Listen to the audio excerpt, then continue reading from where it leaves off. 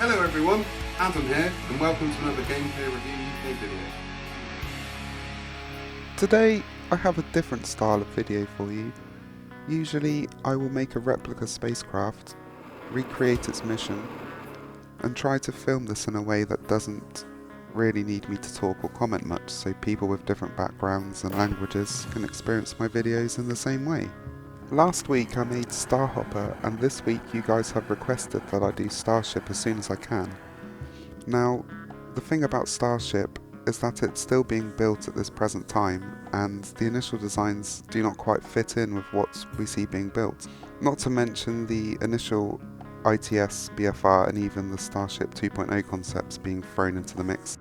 Plus, we are not even considering the booster stage at this point. This complexity is compounded by the concept art for the finalised human-rated version being different again. With all this in mind, I thought it would be fun to evolve our little KSP Starhopper into a mighty starship and try to reproduce the different steps involved in the real process in an attempt to account for the information available to date. Note that I go to great lengths to research my replica craft before I build them.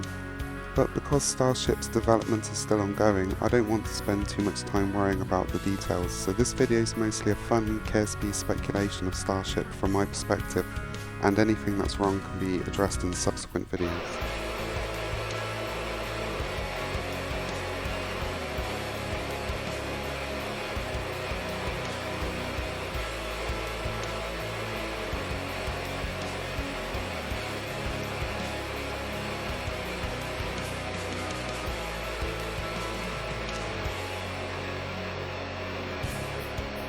Also, to be clear, this isn't a video about Starship at all, but rather Starship Mk1 and 2. These are the next two spaceship prototypes following Starhopper.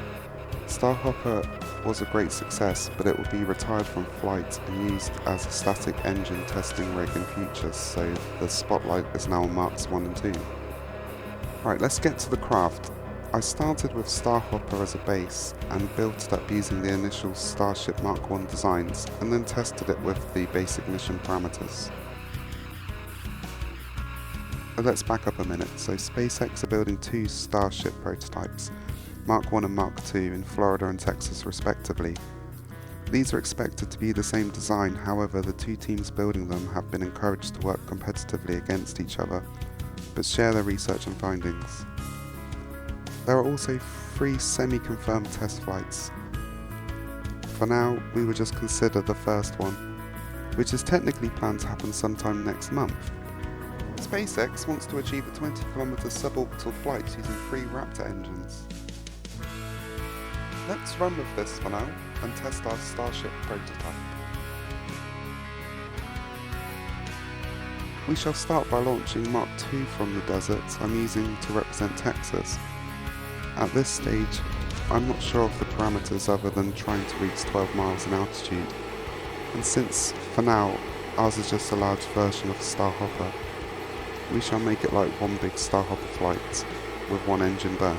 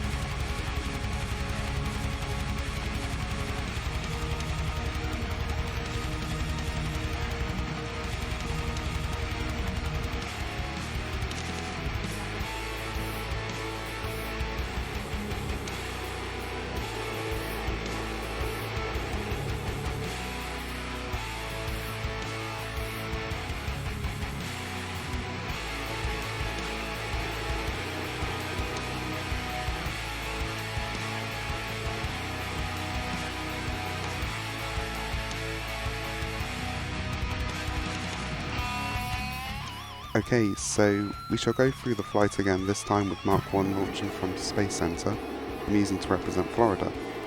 Now, the last flight was fun, but it was not what I would call suborbital.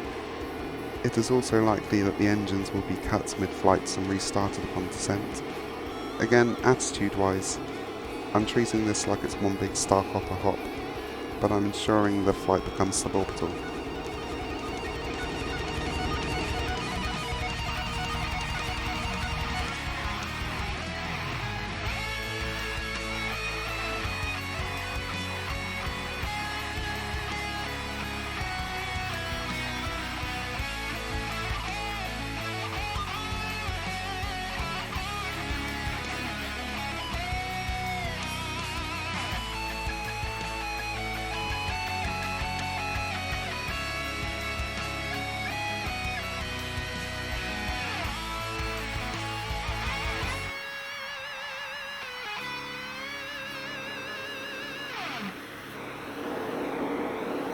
Okay, let's try that again, but with the fuel draining from top to bottom instead of evenly.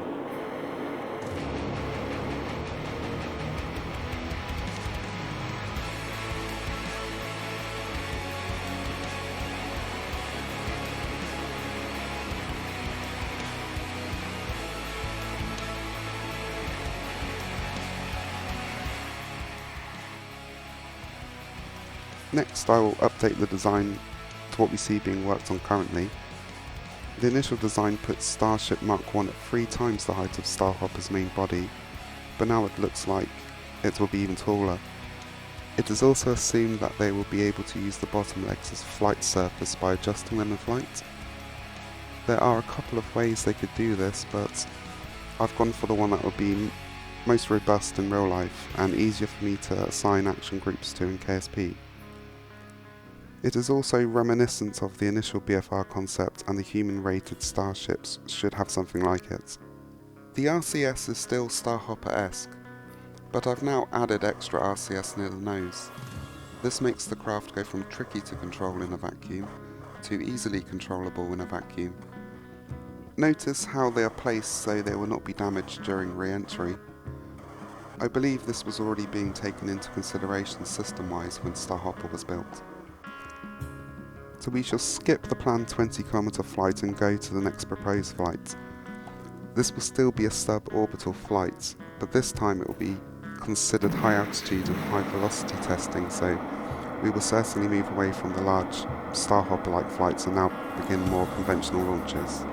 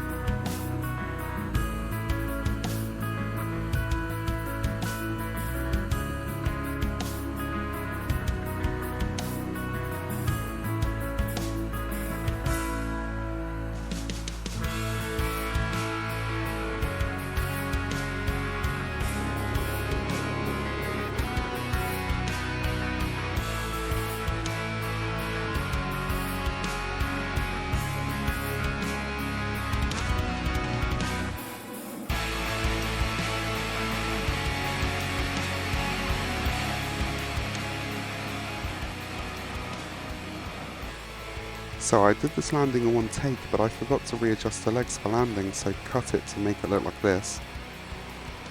Let's take an uncut look at my first take so you can see what I'm going on about. And yep, this is where I was like, oh derp, I forgot about the legs.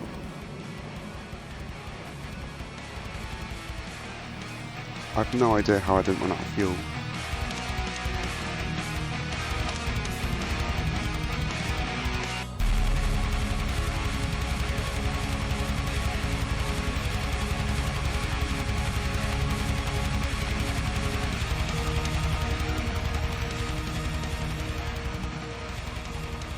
Alright, let's move on. Okay, so now we will speculate further on what other features the Starship prototypes will have.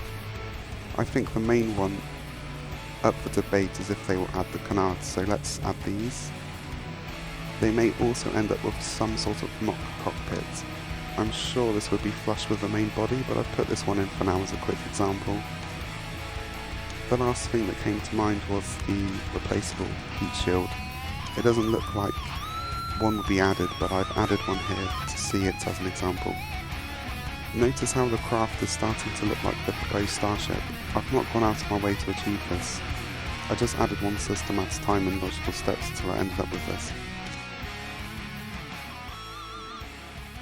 Right, let's see it in flight. The third and most recent flights to be proposed will be orbital and happen sometime in 2020. I would imagine this will include the booster stage and additional vacuum engines, but I think I've pushed my speculative powers enough for this week, so we'll just fire and forget this one for now, and leave the booster stage for another time.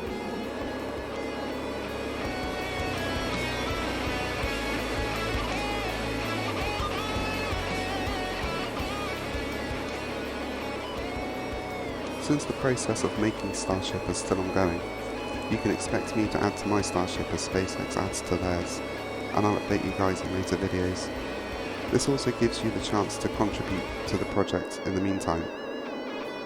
Let me know in the comments section what you would add to the craft, or you can help by keeping me posted with SpaceX's current progress.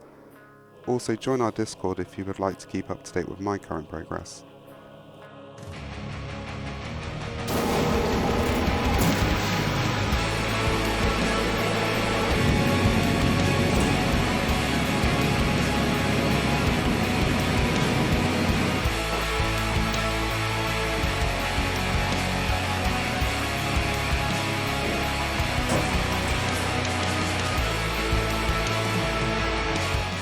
This is the first video where I've attempted to write some kind of script, so please tell me how you think this turned out. You can tell I'm reading, can't you? And it doesn't sound like I'm talking, it sounds like someone who's not very good at reading is reading. Anyway, thanks for watching. See you soon. I'm recording. I know, that's fine, I'll cut all this out.